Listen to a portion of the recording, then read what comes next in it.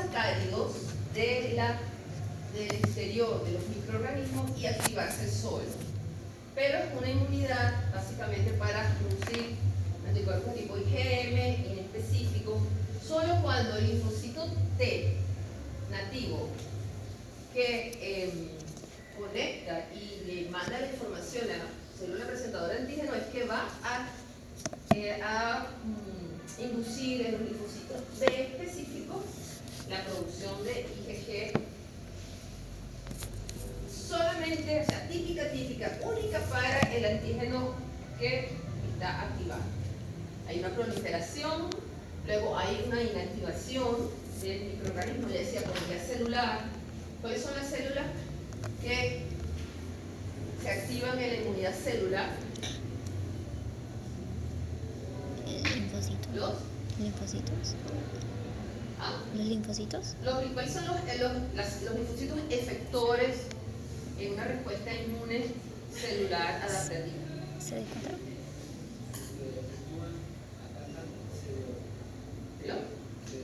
CD8, ¿sí? Los citotóxicos. Sobre todo en infecciones intracelulares, ya de virus o de bacterias, ¿sí? Porque la infección extracelular normalmente es por anticuerpos, ¿sí? Por neutralización, por ozonización. Entonces, eso que yo estoy diciendo lo tienen que tener muy claro. Luego que se elimine el antígeno, hay una homeostasis, ya se empiezan, mueren por apoptosis estas células que ya no van a hacer, no necesitan estar allí presentes, pero quedan células de memoria, tanto de linfocitos citotóxicos como de los linfocitos B. ¿Ok? Esto, bueno, ya lo vimos. Esto también tiene que ver con el tipo de sistema de histocompatibilidad que se activa. El 1 se asocia al linfocito T citotóxico y el 2 a los linfocitos T y los B. Para la proliferación y producción de ciertos tipos de anticuerpos.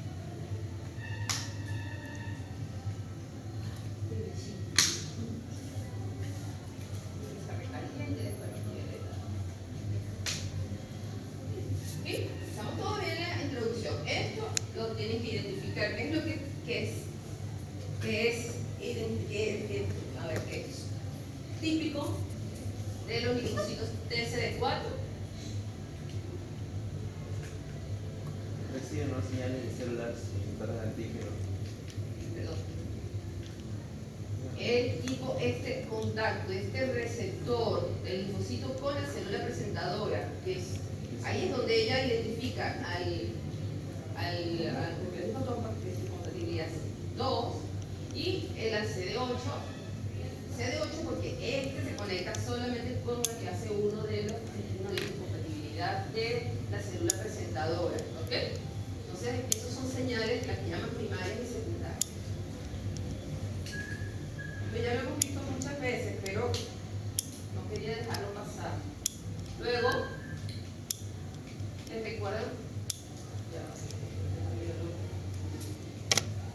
recuerdan que dependiendo de la linfoquina que emite la célula presentadora de antígeno, se van a desarrollar diferentes subpoblaciones de linfocitos T ayudadores, H de helper. Todavía estamos en linfocitos T, CD4, pero van a ser diferentes que van dependiendo de la linfoquina que emite la célula presentadora de antígeno, y ellas van a tener funciones diferentes, unas en alergias, otras para producción de anticuerpos, y eso lo tienen que tener muy claro, ¿sí?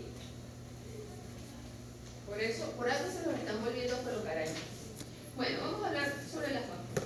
Ya en el laboratorio vimos bastante, ahorita ustedes son los que más bien van a hablar y vamos a completar algunos detalles, ¿no? Entonces aquí está, digamos, todo lo que tenemos que saber, qué es una vacuna, cómo funcionan, los conceptos de inmunidad, cómo se clasifican según su forma de elaborarlas, cómo se conservan, toda la parte también de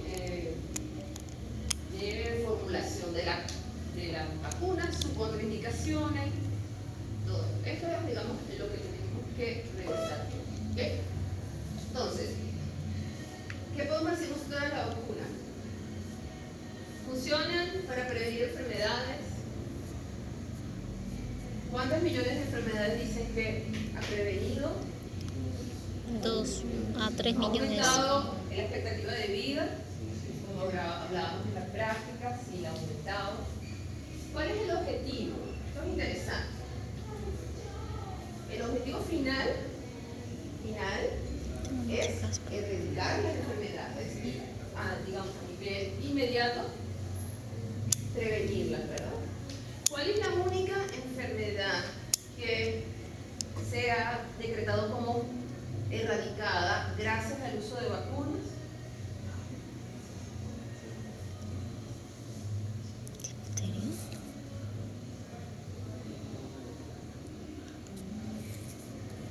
¿Cuál es la enfermedad que, por ejemplo, que hablábamos en la práctica, que ustedes no han sido vacunados con ella porque ya está erradicada? ¿Cuál fue la vacuna que desarrolló Jenner? Yo estaba sola en esa No. clase, Ay, sí. entonces. Espera. La rabia. ¿Cuál fue la vacuna que desarrolló Edgar Jenner? ¿Contra qué? ¿Rabia? ¿La rabia? La voy a poner en el examen de la semana que viene. ¿No era la rabia? ¿La cuál? La viruela. Ah, Muchacho. La viruela es la única enfermedad hasta el momento que ha sido erradicada a nivel mundial gracias al uso de vacunas. ¿Sí? Entonces, ¿cuál es la idea de estas vacunas? En cuanto a enfermedades transmisibles, por supuesto, ¿no? Y otras enfermedades metabólicas y de muchos tipos genéticas, todo lo que ustedes van a estudiar, ¿no? Pero desde el punto de vista de infecciosas, las vacunas realmente la idea es generar lo que tú siempre dices, es correcto, memoria. ¿Okay? Porque ¿qué ocurre cuando nosotros logramos a través de la inmunización lograr una memoria de largo plazo? Eso va a generar una protección. ¿Y qué era lo que hablábamos nosotros de el efecto rebaño? ¿Qué era eso de efecto rebaño? Si alcanzaba cierto porcentaje de personas vacunadas, era como podía considerar que la enfermedad ya no era peligrosa, ¿sabes? Claro, pensando en una gran comunidad, que era lo que nos pasaba con el COVID, para que dejar de usar la mascarilla. ¿Cuánta población tenía que estar vacunada en Perú para que pudiéramos oficialmente dejar de usar mascarillas en áreas públicas? Como un 80%. Entonces eso es, porque entonces si tú tienes, por ejemplo, si aquí somos cuando 2, 4, 6, 12 vamos a poner, y uno solo no está vacunado y llega a entrar el virus, entra en mí, ya yo me vacuné, no se replica, entra en otro, y entonces la persona que no se vacunó, claro. queda como protegida. O sea, entre todos hacemos un efecto que como que el virus va perdiendo efectividad porque pierde capacidad de transmisibilidad, porque se corta el ciclo epidemiológico. ¿Ven? Eso lo vamos a ver. Vamos a ver un enfoque también epidemiológico a esto, ¿no? Entonces, esto es muy importante porque si tú logras una inmunidad en la población, eso es lo ideal. Y las vacunas lo han logrado. Las vacunas han permitido tener una reducción de la circulación de la gente infecciosa, porque esto sí es un poquito nuevo que ustedes lo van a ver más bien en epidemiología, ¿no? Para que una enfermedad sea transmisible, cuando hay un proceso infeccioso, tienen que cumplirse 3 factores, 3 condiciones. Primero, que exista el agente infeccioso, la fuente de infección, que exista el agente biológico. Luego, que haya un mecanismo para que sea transmisible. ¿Okay? Por ejemplo, el virus del dengue. Si tú tienes aquí el virus del dengue, ¿qué es lo que necesitas para que pueda ser transmitido a una persona y generar la enfermedad? El vector. ¿Cuál es? El Aedes aegypti. O sea, tú puedes tener una piscina llena de dengue, de virus dengue, pero si no tienes el vector, no hay manera de de cómo Y ahí transmitir. se corta lo que se llama la cadena epidemiológica. Y tienes que tener un susceptible. Porque si tú tienes, por ejemplo, estamos acá, éramos 10 vacunados contra el COVID, uno solo no, y entra el virus del COVID. Los vectores serían, la forma de transmisión serían las personas que están infectadas y generan la transmisión vía aérea, ¿verdad? Pero si todos estuviésemos vacunados, no hay susceptible. No hay susceptible. Existiría la fuente de infección, el mecanismo de transmisión también, porque se transmite de vía aérea y una persona infectada lo transmitiría, pero no hay susceptibles. Entonces, ahí se cortó la cadena epidemiológica. Entonces, es muy importante, ¿qué es lo que se quiere que estas vacunas hagan? ¿Dónde afectarían las vacunas en estas tres vías? Individuos susceptibles. Individuos susceptibles. En los susceptibles, o sea, las vacunas van a eliminar esta susceptibilidad y por lo tanto no se va a poder dar esa transmisión. O sea, se rompe, lo que se dice, se rompe la cadena epidemiológica. ¿Sí lo ven? Doctora, pero a pesar de que una persona puede estar vacunada, igual puede seguir transmitiendo la enfermedad. Depende de la infección. Depende. No se puede hablar de forma general. Sobre todo en las enfermedades, pero vamos a ver, cuando tú logras una inmunidad natural debido a un proceso infeccioso, hay personas que se infectan, no manifiestan la enfermedad, pero son capaces de transmitir. Eso lo vamos a estudiar en otro momento. Entonces, ven esto, interesante esta parte, lo que quiere en los inmunobiológicos, que es una forma de decirle a las vacunas, es eliminar a los susceptibles y así cortar la cadena de transmisibilidad, la cadena epidemiológica. ¿Okay? No importa. ¿Cuándo ven ustedes epidemiología? ¿El próximo ciclo? Sí. Es muy importante, muchachos, pónganle cariño porque para un médico la epidemiología es esa cadena. Tú no haces nada con tratar al paciente si no sabes cómo se transmite, cuáles son los vectores. Es muy importante. Bueno, esto simplemente es un recordatorio a nivel, un recuento histórico de cuándo, en qué año se desarrollaron estas vacunas. ¿Ok? Y cómo las consiguieron. Fíjense, porque dicen aquí que la viruela usaron animales, virus relacionados con animales. ¿Por qué dice eso allí? Con respecto a la vacuna de la viruela. Porque utilizaron una cepa que atacaba a las vacas para generar inmunidad. Sí, porque utilizaron una cepa de un virus similar a la viruela, pero en bovinos. ¿Okay? Eran animales. Muy bien. La BCG tendrá algo también parecido. ¿Se acuerdan la constitución de la BCG? Se pregunta el examen, ¿no? ¿Que la BCG para qué sirve? Para evitar la tuberculosis. Nuevamente, siempre pregunto lo mismo. Cualquier tipo de tuberculosis. ¿Cuál tuberculosis? No, mono. ¿La? A ver, ubíquense. ¿A qué tipo de población se le coloca la BCG? A los recién nacidos. ¿Qué tipo de tuberculosis? Previene la tuberculosis diseminada o biliar o la meningoencefálica. ¿Sí? Entonces,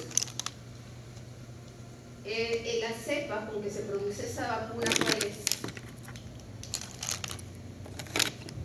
Es también una cepa animal y también de un bovino, es una Mycobacterium bovis, también es relacionada a animales y tiene una virulencia menor. Y cuando se trata, entonces es segura utilizarla como vacuna porque no va a generar la enfermedad en el humano. Aunque nosotros podemos, por ejemplo, las personas que consumen leche cruda, leche sin el De la- sin ah, claro. pasteurizar, y las vacas sufren tuberculosis. Y a través de la leche se puede transmitir la tuberculosis, además de otras bacterias, brucelosis. Y una persona puede sufrir de una tuberculosis bovina. ¿Sí? Porque si esa cepa está virulenta, puede hacer. Entonces, fíjense, el virus de la rabia y del anthrax fueron atenuados. ¿Quién fue que desarrolló la vacuna de la rabia? Un francés. Y un gran francés. Muy importante en la biología.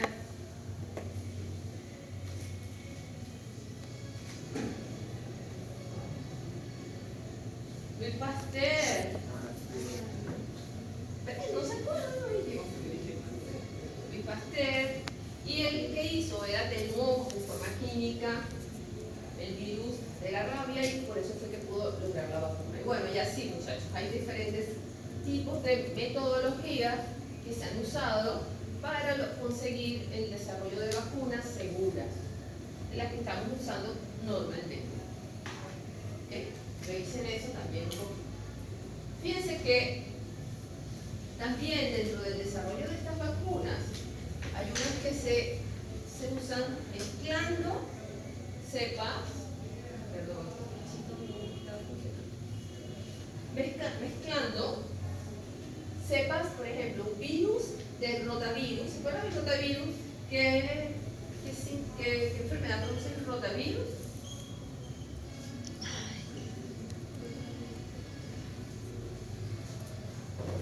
Diarreas, sobre todo en niños.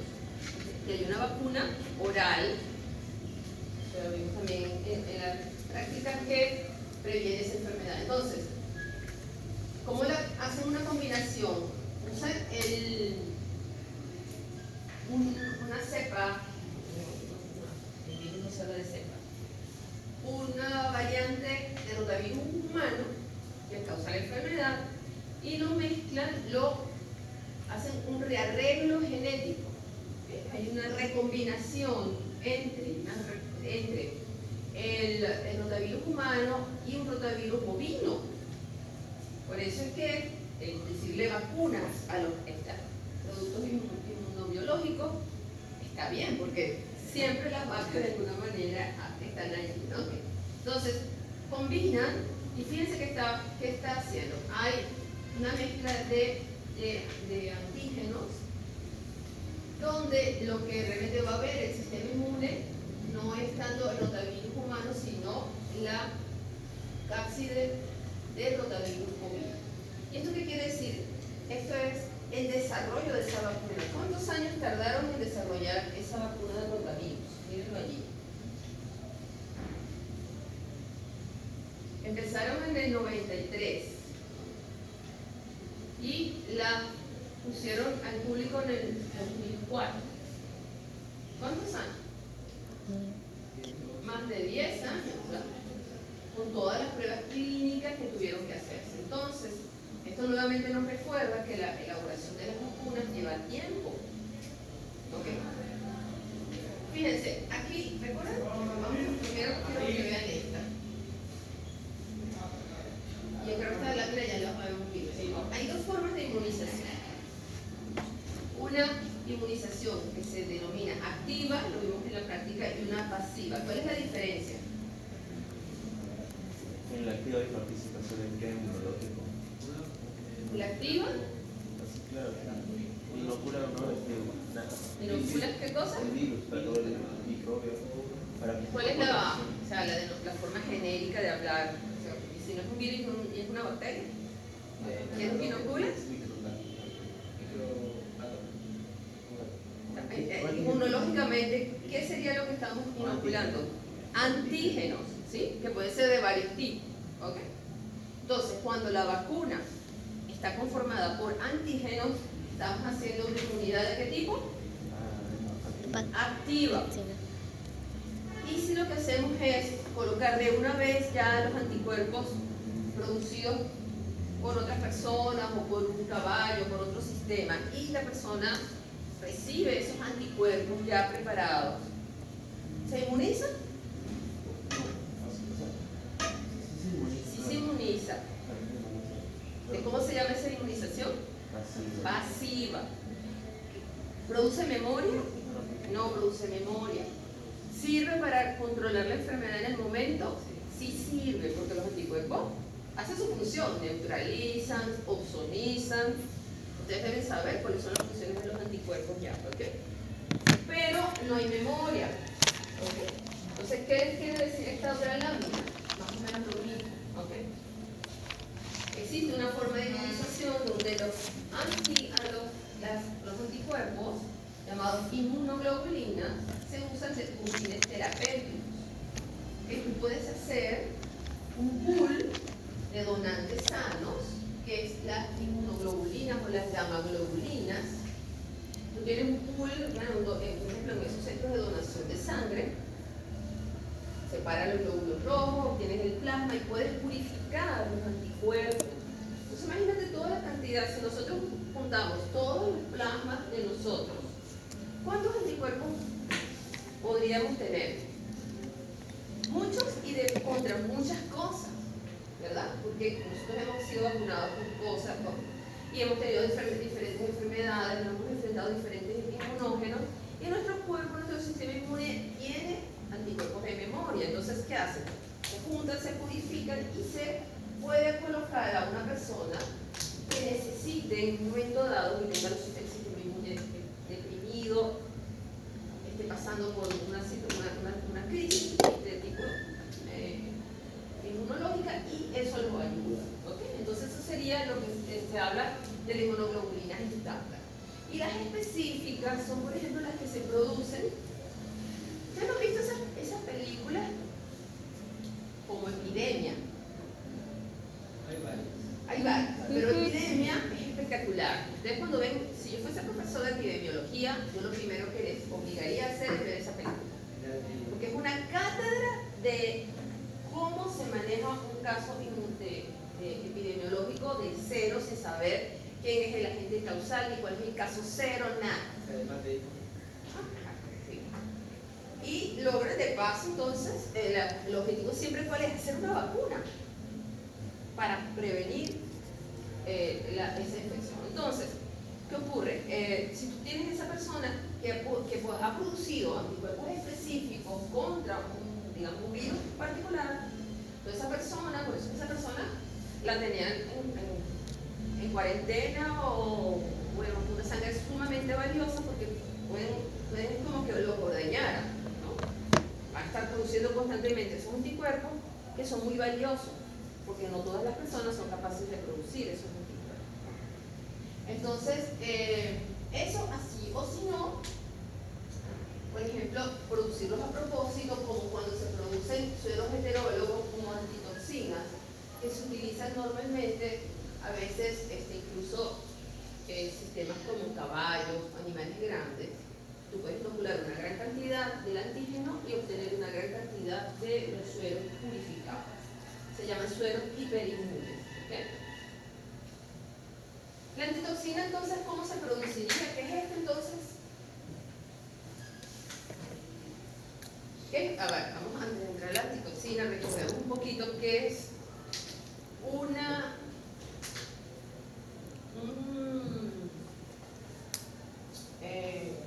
un toxoide. Hablamos de toxoides.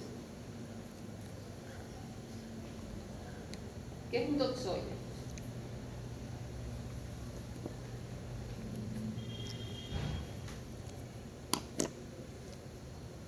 ¿Hay toxinas?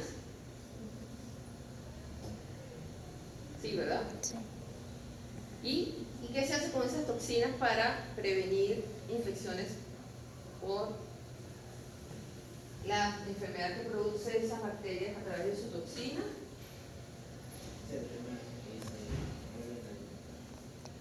Se aísla, se purifica la toxina. ¿Y qué se le hace a la toxina? ¿Se inyecta así la toxina directa?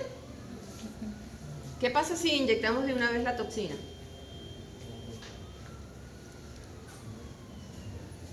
¿Se produciría la enfermedad, sí o no? Claro, si yo inyecto la toxina como tal, pero si la modifico, le quito su potencia o capacidad de producir la enfermedad y le dejo todas sus características antigénicas, a eso lo llamamos como toxoide. El más típico es el toxoide tetánico, el toxoide diftérico. Pero eso sería una inmunización que activa o pasiva. Activa, ¿verdad? Porque Ah, estamos antígenos. inoculando el antígeno, que sería muy bien, para que sea el propio organismo quien produzca los anticuerpos. Pero existe otra vía de una inmunización pasiva y es utilizando las llamadas antitoxinas, que es lo mismo. Entonces son anticuerpos purificados contra la toxina y tú inoculas directamente de forma pasiva la antitoxina. ¿Será útil eso? ¿Cómo funcionaría esa antitoxina? Son anticuerpos. Ajá. Sería para un tratamiento cuando hay exposición, sería un tratamiento inmediato de todo el cuerpo. Claro, pero ¿cómo interactúa ese anticuerpo con la toxina? Bueno, ¿Qué le hace? se coloca en la superficie y activa nuestro sistema de complemento, todo eso. Bueno, antes que eso, o sea, si tenemos Células hospitaladas antígenas. ¿ah? Las células hospitaladas antígenas. Eso es inmediato, no, ahí no hay, fíjense, si esto es, vamos a imaginar que la toxina sea redonda, ¿ok? Una toxina de tétano, y le pongo una antitoxina, que son anticuerpos. ¿Qué necesita esta toxina para poder ejercer su efecto biológico? Necesita entrar en contacto con la célula, ¿verdad? Y hacer su efecto, ya sea que penetre. Cada toxina tiene mecanismos de acción diferentes. Puede penetrar a la célula o hacer una cascada de señalización que de alguna manera altere el funcionamiento de la célula y le haga daño, y por eso las toxinas son dañinas. ¿Okay? Entonces, ¿qué es lo que se necesita para que la toxina entre en contacto con la célula? ¿Cómo se llama ese proceso? Que es parte de los pasos del proceso de infección.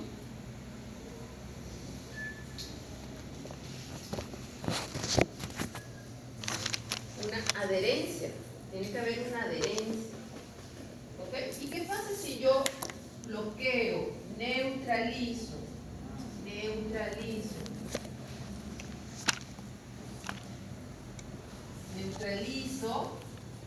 porque esto está cubierto de antígenos y estos anticuerpos son específicos? Esta toxina cubierta de anticuerpos va a poder interactuar con los receptores de la célula para penetrar en ella. No. Entonces, eso es lo que hace de forma inmediata los antisueros o las antitoxinas. Neutralizan, eso también puede ser un virus, ¿ok? También puede ser una toxina.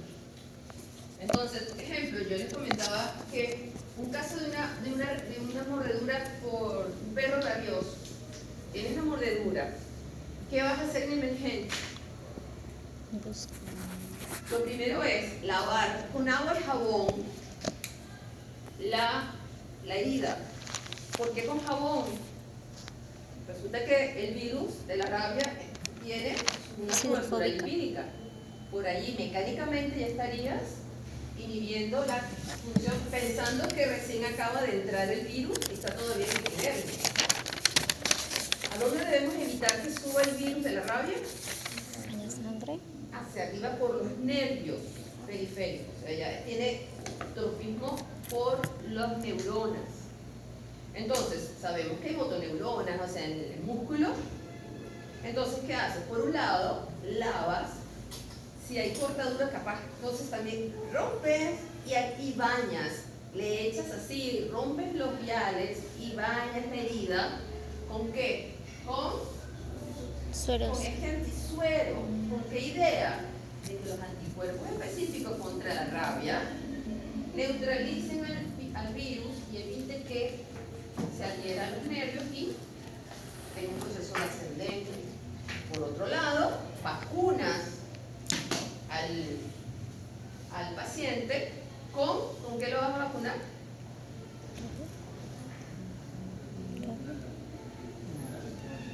¿Con qué? ¿Con él?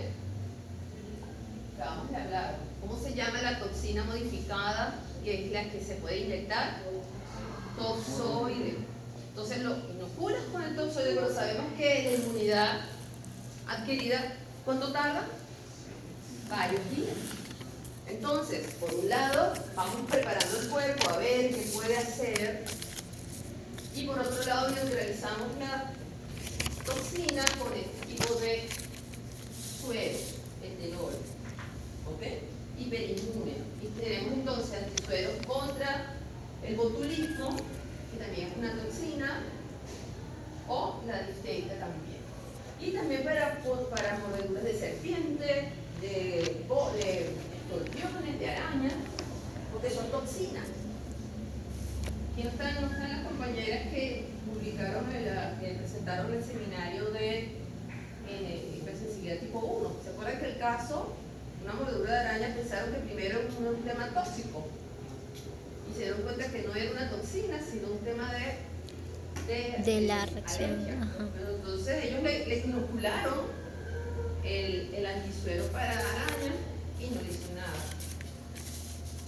Por ahí va la cosa. Entonces, muchachos, tienen que distinguir estos dos tipos de inmunización. Esto ya lo hemos visto, también lo vimos en la práctica.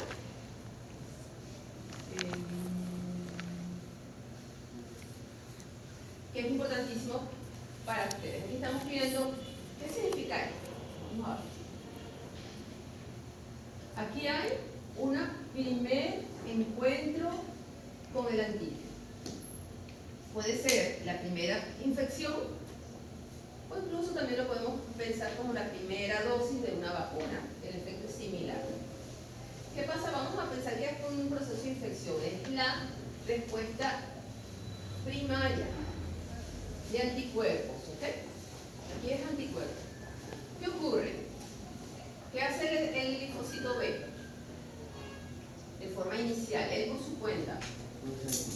Él puede detectar qué tipo de moléculas son las que detectan los linfocitos B en los microbios,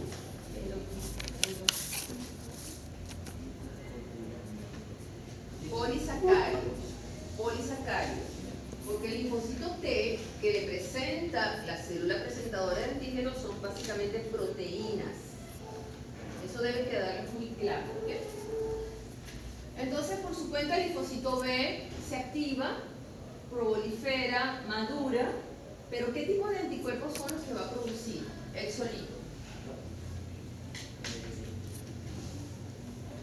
En esa primera respuesta inmune. M, principalmente IgM, ¿ok? Muy poquito IgG. ¿Cuáles son las características de la IgM? La deben ya saber. Ventaja, un pentámero. ¿Es específica o inespecífica? Es inespecífica, pero su capacidad de unión a los antígenos es muy alta. ¿Okay? Como para una primera defensa, que salen los soldados a ver qué es lo que hay, está muy bien. ¿Okay? Porque mientras tanto que este está funcionando, hay todo otro proceso. Si las células presentadoras de antígenos, imagínense que esto es como decir en la fase inicial de la enfermedad. Luego, aquí quedaron células plasmáticas que se especializaron en producir anticuerpos de este tipo, contra este antígeno, y hay células de memoria.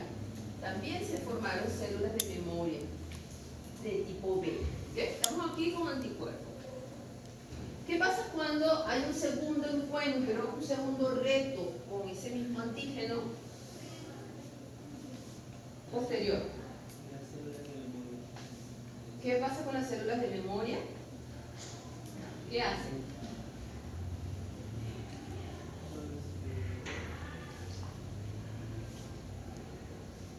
Ahí lo dice. ¿Qué ocurre? ¿Qué hacen, muchachos?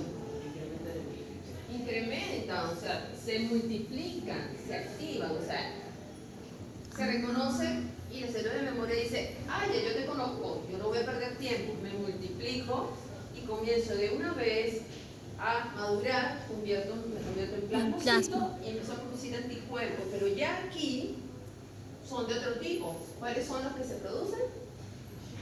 IgG. ¿Y la rapidez de producción de anticuerpos? ¿Cómo es? ¿Mayor o menor? La rapidez igual al tiempo. ¿Y la cantidad, la intensidad de la respuesta? Es mayor. ¿Ok? Entonces luego pasa lo mismo cuando hay una declinación, se bloquean, se hace todo el proceso de eliminación del microorganismo, después empiezan a morir y siempre van a quedar células de memoria.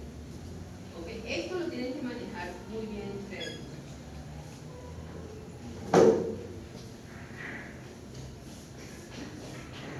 Ahora aquí, ¿qué pasó? Esto ustedes me van a explicar qué pasó allí. Hay dos retos, dos tipos de antígenos. B, X, El antígeno X Y. y el antígeno Y. El antígeno X entra en contacto con el organismo aquí al principio y tiene una respuesta, el X. Miren qué es lo que está pasando allí. ¿Ok? Tiene que ver más o menos con lo que hemos visto, lo que vimos antes, ¿no? ¿Sí? Disculpen.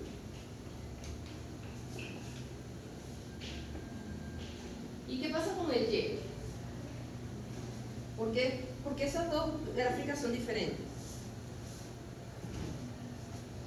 Por su potencial. En la segunda reto están mezclados, Especificidad. ¿no? X y Y. Ajá. ¿Y cómo es la respuesta allí? Como es la primera posición de Y, la respuesta es primaria. Muy bien. Como es la primera exposición a Y, la respuesta siempre es primaria, igualito que cuando vieron por primera vez la X. ¿Y a la X? Pero una exposición, pues, es mucho más rápida y intensa. Más rápida, intensa y específica, porque los anticuerpos que se producen son de tipo IgG. ¿Ok? Muchachos, agarren su libro y estudien eso porque es muy importante. Esto ya lo vimos en la práctica. Los diferentes tipos de inmunizaciones. Vimos que la inmunidad que realmente nos interesa a nivel de producción de memoria es ¿cuál? La inmunidad primero de la salida. ¿Ok?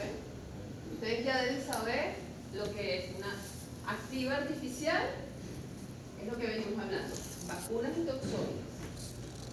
Y la natural es la que adquirimos cuando nos enfermamos, vemos y nuestro cuerpo hace eso. Ve un antígeno, produce anticuerpos y queda memoria. Esa es la natural. Y es activa, ¿por qué? Porque es activa, ¿qué le estamos inoculando? ¿Qué tiene esa antígeno? Cuando es pasiva, ¿qué es lo que estamos inoculando? Que es lo que acabamos de hablar, ¿verdad? Entonces tenemos la artificial, que es justamente con gamaglobulinas y antitoxinas, que fue lo que acabamos de ver ahorita, y la natural, que se da de madre a hijo. ¿Sí? Creo que ahí no tenemos mucho más que comentar. ¿Tienen alguna pregunta? Muy bien.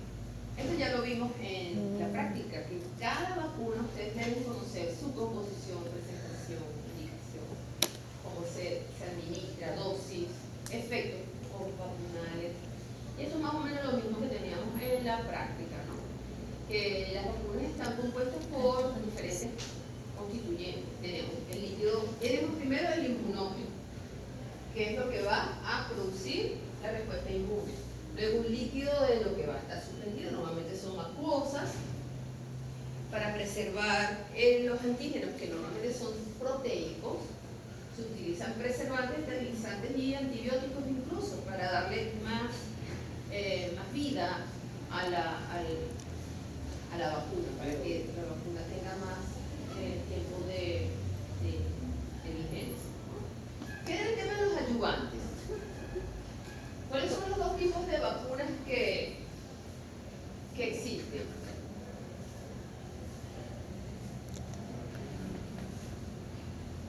Según su forma de prepararse. ¿Recuerdan los que vimos en la práctica, los que estuvieron en la clase de práctica, que veíamos a los que estaban así vivos pero medio dormidos? ¿Cómo se llaman esas vacunas?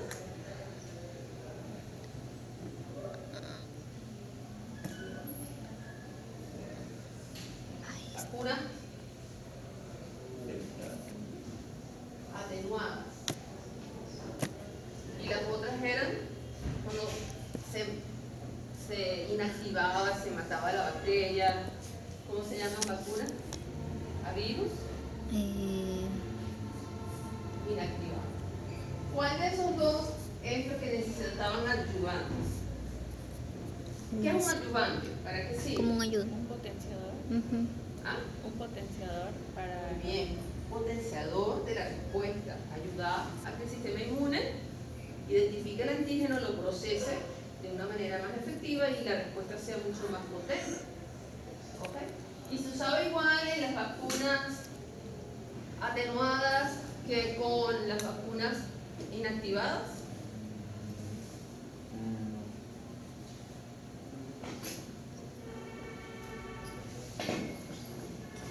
Si es un ayudante, esas son cositas que las tienen que estudiar. ¿Ok? Eso para la semana que viene, porque ese tema va para el examen. ¿Ok? ¿Cuál es la característica? Tienen que hacer un cuadro comparativo entre las características de las vacunas inactivadas y las vacunas atenuadas, todas sus características, y una de ellas es el uso de ayudantes. Esta infografía está bien chévere para que ustedes vean cómo las diferentes composiciones de diferentes tipos de vacunas. ¿Okay? Revísenla porque está muy bonito. Tenemos vacunas de tipo toxoide, que lo acabamos de ver. Vacunas, ¿les suena esta? De polisacáridos y polisacáridos conjugados. Lo vimos en la práctica. Sobre todo, ¿recuerdan el tema del neumococo? Que había vacunas con polisacáridos del neumococo y había vacunas que a esos polisacáridos le conjugaron proteínas. ¿Y cuál era mejor, las conjugadas o las polisacáridas? Las conjugadas. ¿Por qué? ¿Estaban conjugadas con qué? ¿Qué fue lo que dije? ¿Por qué lo unieron? Con proteínas. Lo acabamos de ver. La respuesta inmune a polisacáridos, ¿quién la da normalmente? Linfocitos B. ¿Y produce qué tipo de anticuerpos? IG. IgG. M. Con sus características poco específicas, Pero cuando hay proteínas, ¿quién son los que se activan? Los linfocitos T, que van a inducir una respuesta mucho más potente, tanto en la línea de T citotóxica como en la línea de B, pero ya para producir anticuerpos de qué tipo, más específico, IgG o IgE, en el caso de un tema de... Entonces, esto todo tiene sentido, ¿ok? Aquí vas a utilizan todo el organismo completo, pero lo inactivan. Aquí son los que son con rearreglo de diferentes cepas humanas y animales. Y aquí están las nuevas vacunas con base a ácidos nucleicos. ¿Ok?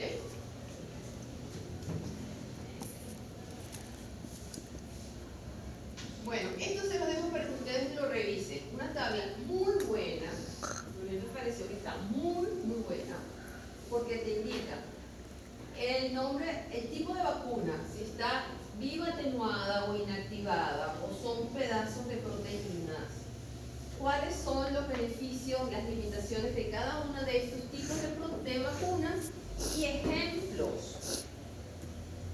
¿Ok? Yo les dije que hicieran un cuadro comparativo. Bueno, ahí nos están ayudando con esto, ¿no? Aquí hay otros, mira, vacunas tipo toxoide, vacunas de polisacáridos, vacunas de polisacáridos conjugados con proteínas, las rearregladas como la del rotavirus, que lo vimos cuando mezclaban virus de rotavirus humanos con rotavirus bovino. Ese es un ejemplo, ¿ok? Entonces, muy importante que ustedes conozcan esas diferencias. Aquí tienen algunas características de lo que estamos hablando, de las características de las vacunas conjugadas. ¿Conjugadas qué? ¿Qué es lo que se está conjugando aquí? ¿Proteínas con qué? Con polisacáridos. ¿De qué tipo? De ¿De qué parte de la bacteria? Porque son más que todo para bacterias. polisacáridos. ¿Se están tomando el polisacárido? No, de la membrana no. ¿De qué? ¿Qué es lo que está más allá de la pared celular de algunas bacterias? Ahí lo dice. En la cápsula. Estas son vacunas para bacterias que tienen cápsula. ¿Como cuáles? ¿Cuáles son estas bacterias que son importantes para que tengan vacuna y de paso y utilizan el polisacárido capsular? ¿Ah? No, bacterias. Estreptococo neumonio, neumococo, que lo vimos. ¿Cuál otro? Neisseria meningitidis y hemófilos influenza, muy importante, tipo B. Entonces, ellos van a conjugarse con la proteína como transportador, el sistema inmune va a reaccionar de una forma mucho más potente. Las células T ayudadoras son reconocidas, ¿okay?, con las células presentadoras de antígeno, y la respuesta va a ser muy efectiva y la respuesta secundaria va a generar inmunoglobulina de tipo G. ¿Sí? Y muy importante, subrayen esto, a ustedes les interesa mucho, esta respuesta con proteínas conjugadas con proteínas se puede utilizar en niños menores de 2 años. Las polisacáridas solas no tienen una buena respuesta. ¿Ok? Esto es una infografía muy bonita, muy interesante. ¿De qué habla? A ver, ustedes que son expertos en inglés.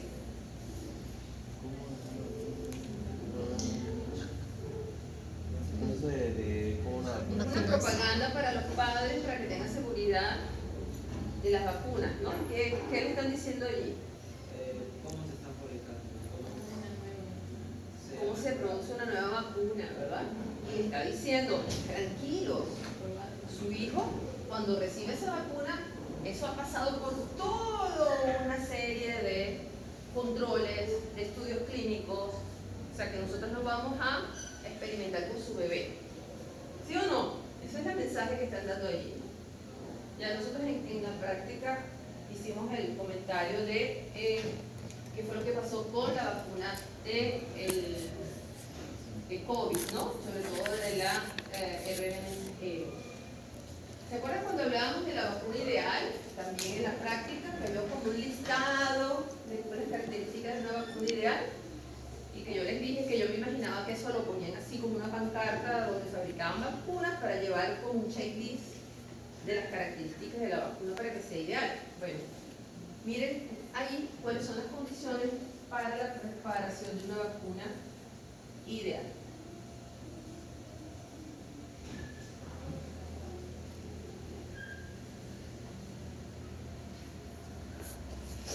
Debe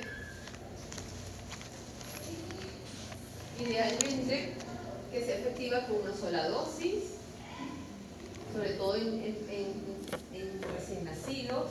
Perfecto, vacuna de recién nacido y te dura toda la vida la inmunidad.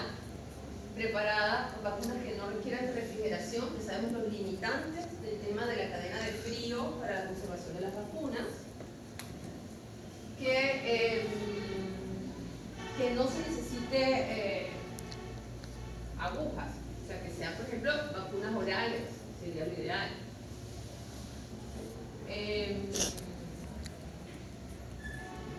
que la respuesta inmune sea protectora, completamente protectora, que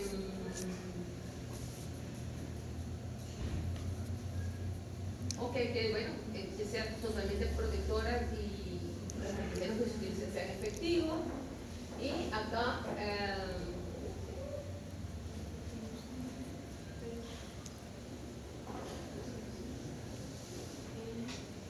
bueno, contar con sistemas para las vacunas que son virus atenuadas, tener formas de poderlo probar, porque no hay manera, ¿no? Todavía no hay manera de hacer. Entonces, bueno, aquí están, las vacunas deberían cumplir con todos estos 6 características fundamentales de seguridad, estabilidad, eficacia, eficiencia, y ya eso lo vimos también en la práctica, ¿verdad? Y vimos que era estabilidad, eficiencia, eficacia, y bueno, una buena inmunogenicidad.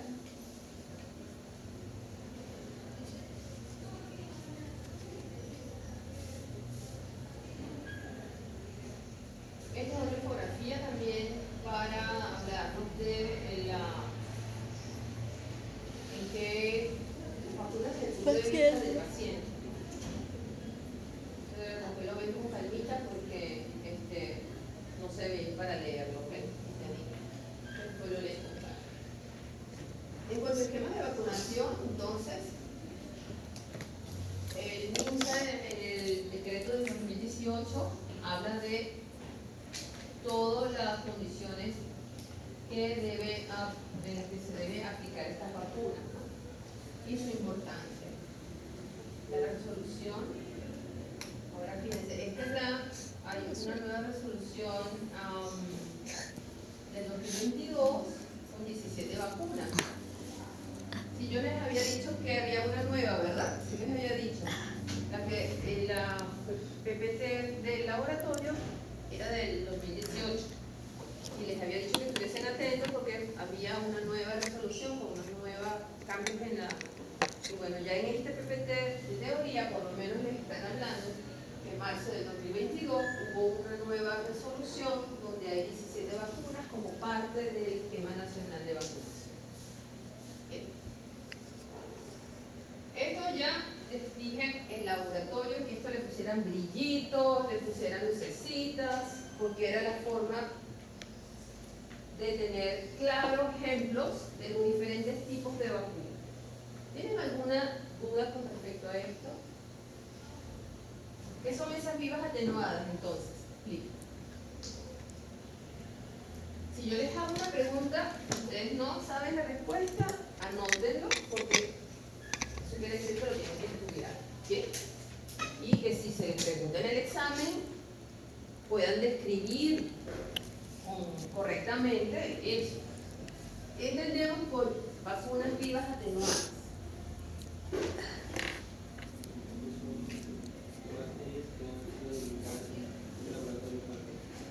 Bacterias solas, bacterias o virus, sigue Renzo. Para que al ser vinculadas puedan generar inmunidad sin repercutir tanto en las personas. Ahí las vacunas inactivas. ¿Qué entendemos por vacunas inactivas?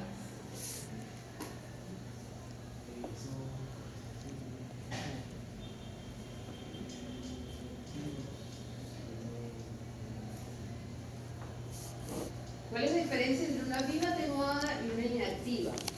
Una virus inactiva.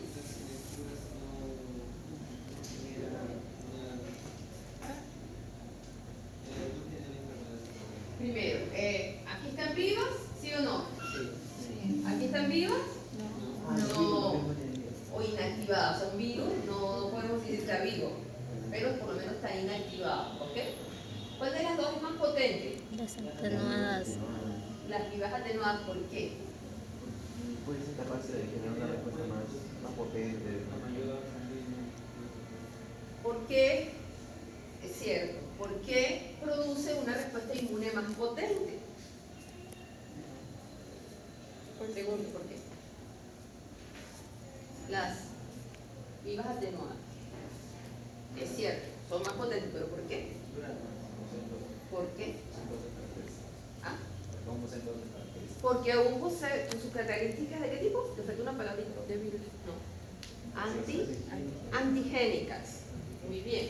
Porque presenta todas sus características antigénicas, pero ¿qué no hace? ¿Qué no produce? La enfermedad.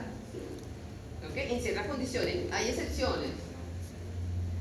Hay una contraindicación para la aplicación de vacunas de tipo vivas atenuadas. ¿Cuál es? No hacerlo a personas inmunodeprimidas. Muy bien, son dos. No aplicarse a las personas inmunodeprimidas ni a embarazadas. ¿Ok? Ese es el tipo de cosas que ustedes tienen que tener muy claro. ¿Ok? En cuanto al uso de adyuvantes, por ejemplo, ¿en cuál de los dos tipos de vacuna el adyuvante es necesario? En las- En las inactivas. ¿Por qué? Incluso las inactivas necesitan varias dosis. Muy bien. Debido a que su respuesta inmune no es tan fuerte, va a necesitar adyuvantes e incluso varias dosis. ¿Sí? Esa es la lógica que ustedes tienen que tener muy clara.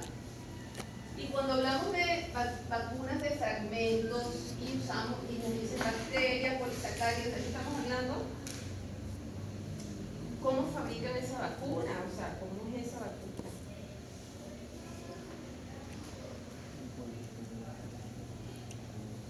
Cuando decimos polisacárido, ¿qué estamos hablando? Yo hace un ratito lo expliqué. No. ¿A qué se ¿Recuerdan las? Acá lo acabo de decir, no sé ni media hora. cápsula. ¿Seré yo, maestro? Ajá. Tenemos un neumococo, por ejemplo, que es un ¿qué? Estreptococo pneumoniae, ¿qué tipo de bacteria es? En su forma, un diplococo gram negativo o gram positivo. Gran negativo. Gram positivo. Diplococo. Y tiene una gran cápsula después de la pared, porque tiene su pared, una gram positiva, de su ubicano grueso, de paso tiene entonces una cápsula de polisacáridos.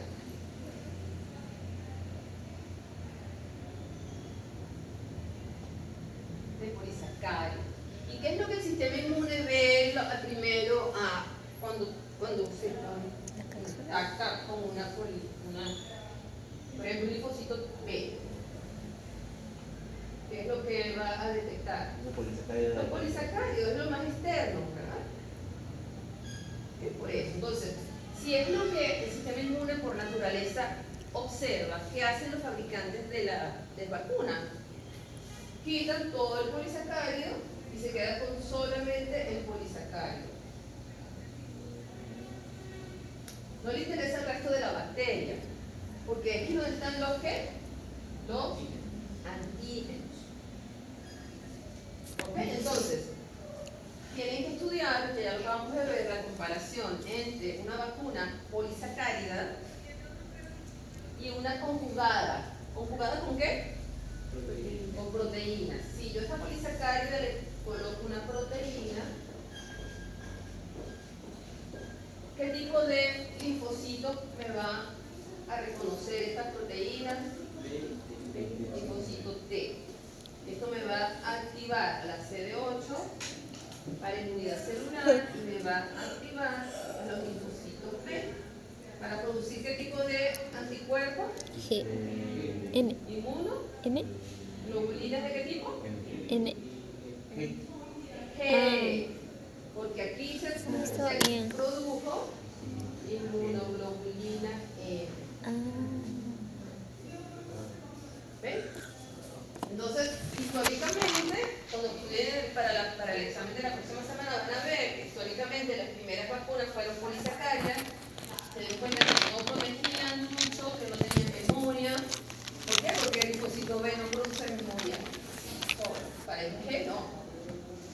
Entonces inventaron hacer un conjugado con proteína, que ese sí funcionó, sobre todo en niños menores de 2 años, que es la clave, ¿no? Lo mismo entonces, podemos tener proteínas externas de los virus para hacer vacunas, como muchas vacunas, incluso la del COVID, siempre están pensando en la spike, la proteína S, que es realmente la inmunoglobulina. Y ya por aquí creo que estamos claros, ¿verdad? Cuando es la toxina, realmente ¿qué son? Toxoides. Toxinas modificadas que no producen la enfermedad, pero que el sistema inmune reconoce como un buen inmunógeno. ¿Okay? Eso lo deben entender. Aquí nuevamente la tablita que les dije, que les daban las siglas de la vacuna, su nombre, y que las deben familiarizarse con ellas porque las van a utilizar en el plan de vacunación, son esas siglas. Esta tablita, muchachos, yo a ustedes la imprimiría. Es una muy buena tabla de recopilación de información porque les da la enfermedad, la vacuna, cómo se transmite, los síntomas de la enfermedad y las complicaciones. Entonces realmente es un buen resumen para, por ejemplo, cuando yo les hablaba de la poliomielitis. Ajá, ¿qué es la poliomielitis? Eso no se acordaban. ¿Por qué produce? Parálisis, incluso muerte. ¿Cómo se transmite? Por contacto directo. Una vacuna, la IPV protege contra la poliomielitis. Falta la otra. ¿Se acuerdan cuántas vacunas para la poliomielitis hay?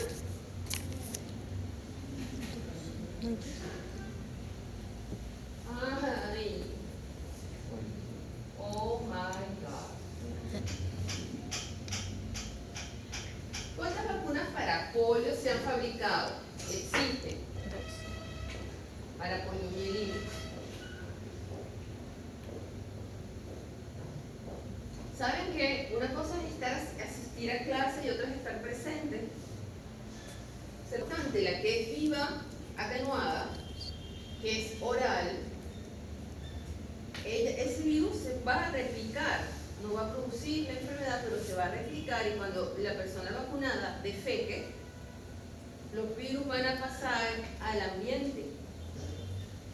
¿Y qué va a pasar? Otras personas pueden inocularse con esa cepa atenuada de forma fecal oral y sin querer se están inmunizando con esa cepa, y eso produce un efecto rebaño que solo lo da la cepa inactivada oral de la polio. ¿Ven? Me parece una estrategia bien interesante, y así funciona esa vacuna. De hecho, el polio estuvo a punto de ser erradicado. Estuvo a punto de ser erradicado en el mundo, gracias al uso de esas vacunas. Pero como hay lugares que no llegan estas vacunas, no se logra. ¿Sí? Entonces yo a ustedes esa tabla de verdad se la recomiendo porque es muy interesante. Y bueno, aquí tienen ustedes su esquema nacional de vacunación. ¿Cuáles son las vacunas obligatorias de los recién nacidos? BCG, ¿y cuál otra? Pero mira la tabla, Rosita. ¿Qué dice?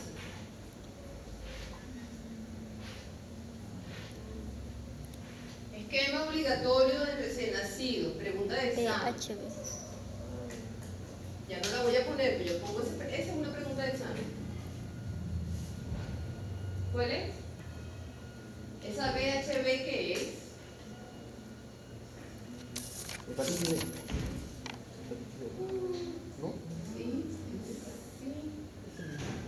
Sí, tal. Pero ¿cómo le costó? A ver. ¿Ah?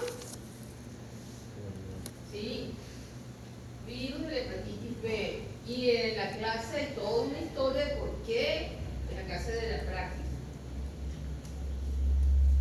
Por eso detesto las clases virtuales, porque eso no sirve para nada. Aquí por lo menos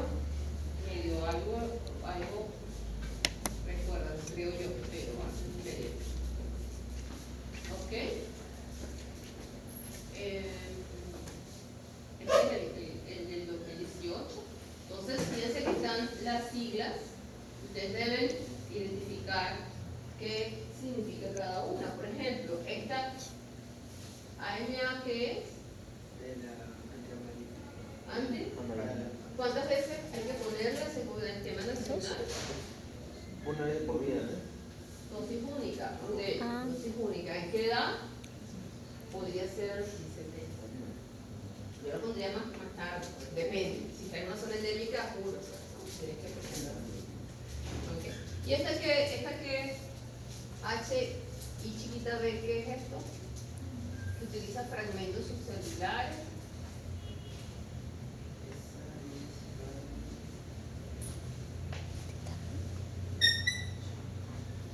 Hemófilos influenza tipo B. ¿Eso es una bacteria o un virus? Hemófilos influenza. Es un virus. Es una bacteria. Ah, una bacteria. Hemófilos influenza, no es el virus de la influenza. ¿Sí? Y aquí utiliza polisacáridos capsulares, también para la producción de la vacuna.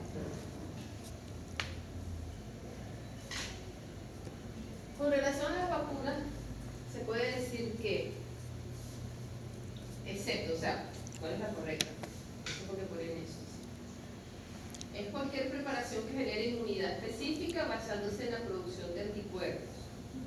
Es importante que produzca una respuesta inmunológica similar a la infección natural o pueden ser diversos compuestos con microorganismos vivos atenuados o muertos o no existe ningún tipo de contraindicación. ¿Cuál es la Incorrecta, señora. correcta? ¿La correcta o la incorrecta? ¿Es la incorrecta? Excepto, o sea, La ¿cuál incorrecta. es? Yo creo que es la que son la La incorrecta, cuerpo. La D. La D. Ajá.